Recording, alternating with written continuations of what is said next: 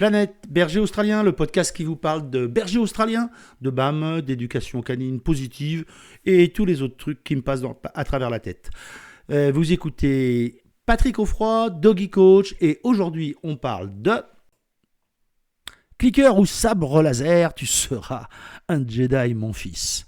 Alors on va introduire un petit peu de Star Wars au milieu de ce podcast pour commencer avec cette idée formidable. Le clicker est-il l'équivalent du sabre laser ?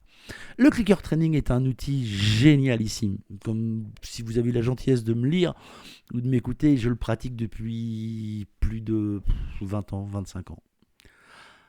Et je me rappelle, les premiers temps, je trouvais que c'était extraordinaire à un point fabuleux. Vous pouvez faire plein de trucs avec, je pigeais, je comprenais, c'était hyper instinctif, etc., etc. J'avais trouvé ça génial.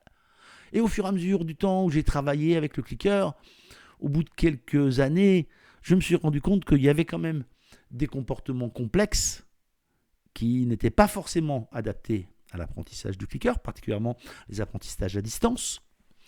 Point numéro 1. Point numéro 2, je me suis dit que même si ça créait une relation formidable avec l'humain, ça créait au bout d'un moment, si on avait trop de plaisir, nous humains, à apprendre des trucs au clicker, à faire durer les apprentissages, alors qu'en fait, le clicker n'est qu'un outil et qu'il faudrait rapidement s'en passer. Je vais vous raconter une histoire, ça se passe au-dessus de chez moi.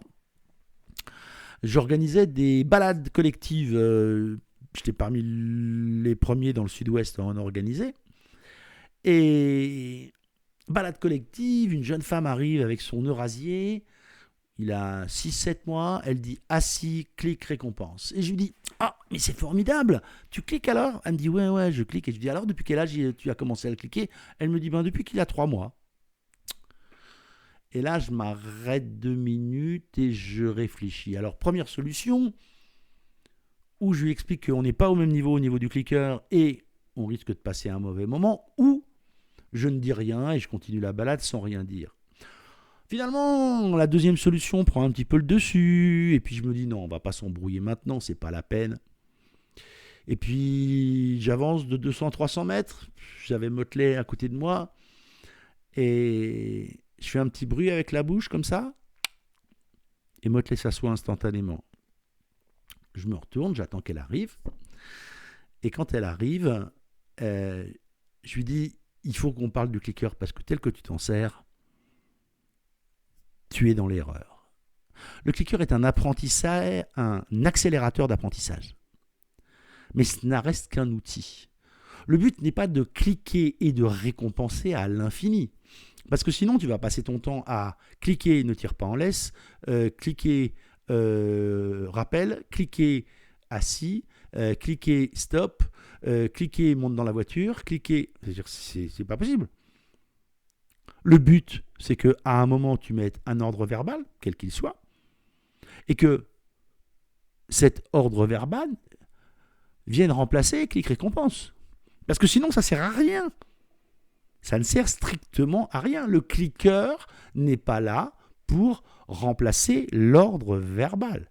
Le clicker est là pour accélérer l'apprentissage, parce que c'est vrai que pour le chien, c'est d'une limpidité formidable. Pendant toutes ces années d'éduc, je n'ai vu que très très rarement des chiens qui ne pigeaient pas le clicker. J'ai rencontré un jour sur mon fameux leurre récompense où j'arrive à faire asseoir tous les chiens sans aucun mot, sans rien du tout.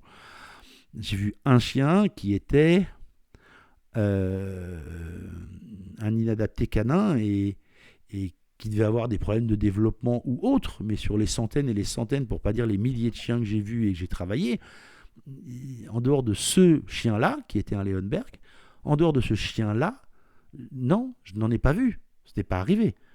Et donc, au clicker, c'est hyper rapide et ça permet au chien de comprendre instantanément ce qu'on attend de lui. Mais le fait qu'il comprenne instantanément ce qu'on attend de lui ne veut pas dire qu'on ne doit pas transformer ça en un apprentissage construit où, à terme, on arrive à ce mot magique que j'adore, un ordre. Un ordre, c'est n'importe où, n'importe quand, quelles que soient les circonstances. Là, vous avez un ordre. Le jour où vous dites assis à un chien et que vous êtes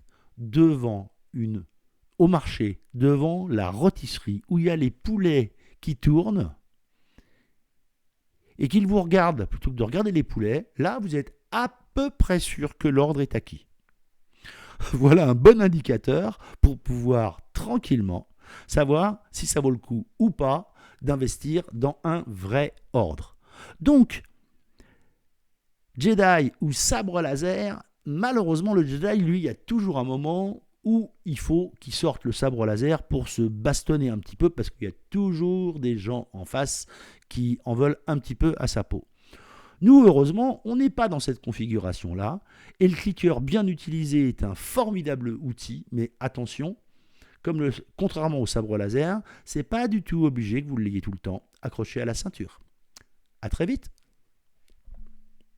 Merci d'avoir écouté cet épisode de Planète Berger Australien et je vous dis à très vite sur les réseaux sociaux. N'oubliez pas de mettre des j'aime, des likes, des partager avec vos copines, vos copains. Et si vous avez envie de jeter un œil aux cours en ligne que je propose, n'oubliez pas d'aller sur doggycoach.fr. À très vite.